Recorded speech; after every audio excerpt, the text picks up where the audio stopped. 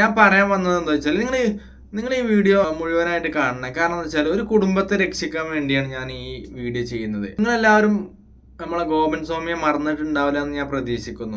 അവരുടെ കുടുംബം ഇപ്പോൾ വളരെ കഷ്ടത്തിലാണ് ഉള്ളത്.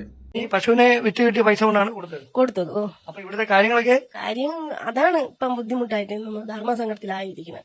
സന്തയം കമ്പനിയിൽ ഇടയ്ക്ക് പോയെങ്കിലും അവനും ലോണും കാര്യങ്ങളൊക്കെ ആയതുകൊണ്ട് ബുദ്ധിമുട്ട് തന്നെ. എങ്കിലും ഭഗവാന്റെ കാര്യങ്ങൾ കൈലാസ മഹാദേവന്റെ സഹായം കൊണ്ട് എല്ലാം ഭഗവാൻ നടത്തും എന്നുള്ള ഒരു മനസ്സിന്റെ ഉറപ്പ് കൊണ്ടാണ് നമ്മൾ ഓരോന്ന് ചെയ്യുന്നത്. ഒരു പശു ഉണ്ട്, ആ പയ്യന്റെ ഭാഗത്ത് അവര് നോക്കാൻ അത് കറക്കണ പശുവാണ്.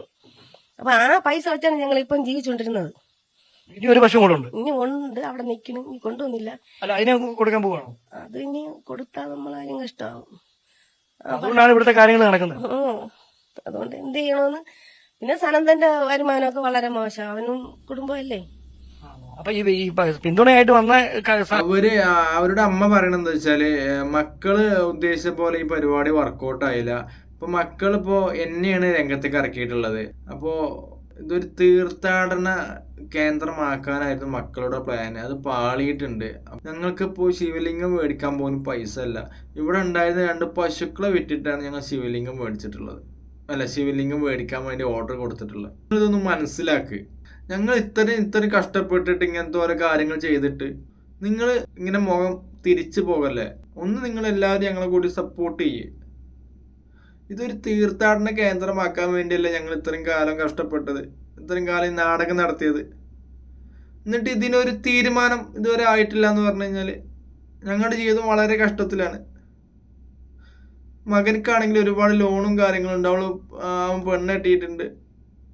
മകൻ അങ്ങനെ ജീവിക്കുന്നു. മകൻ എനിക്കൊന്നും തരുന്നില്ല എന്നൊക്കെയാണ് അമ്മ പറയണത്. വേറൊരു മകനുണ്ട്, അവനെ കൊണ്ട് ഒരു ഉപകാരമില്ലാന്ന്. പിന്നെ ഉള്ളത് ഒരു RSS സംഘടന ഉണ്ട്. അവരാണ് ഇപ്പോൾ അവരുടെ ബാക്കിൽ ഇപ്പോൾ ഉള്ളത്.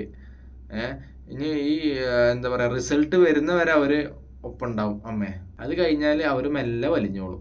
കറിവേപ്പിലിൻ്റെ അവസ്ഥയായിരിക്കും നിങ്ങളുടെ അവസ്ഥ. ഇതൊക്കെ നോക്കിയും കണ്ടൊക്കെ ചെയ്യണ്ടേ? എന്താണ് ഇതൊക്കെ നോക്കണ്ടേ നിങ്ങൾ? കഷ്ടം. എന്തായാലും ഞാൻ എല്ലാവരോടും പറയുന്നുണ്ട്, നിങ്ങൾ പറ്റുന്ന ആൾക്കാരൊക്കെ അവിടെ പോയിട്ട് എന്താ പറയുക, ഒരു ഉത്സവവും പിന്നെ ഒരു തീർത്ഥാടന കേന്ദ്രമൊക്കെ ആക്കിയിട്ട് അത് മാറ്റിയെടുക്കുക. അല്ലപ്പോൾ നമ്മളെന്താ പറയുക, അവരൊന്നുമില്ലെങ്കിൽ ഇത്ര കഷ്ടപ്പെട്ടതല്ലേ. അവർ ദൈവമായിട്ടല്ലേ ഇപ്പോൾ അവർ അച്ഛനെ കാണുന്നത്. അപ്പോൾ സത്യം പറഞ്ഞാൽ ഈ ഭൂമിയിൽ എത്ര ദൈവങ്ങളുണ്ട്? ഏത് ദൈവത്തെ നമ്മൾ വിശ്വസിക്കും? എന്തായാലും നിങ്ങൾ നിങ്ങളുടെ അഭിപ്രായം ഒന്ന് പറയണേ. അപ്പോൾ ഓക്കെ.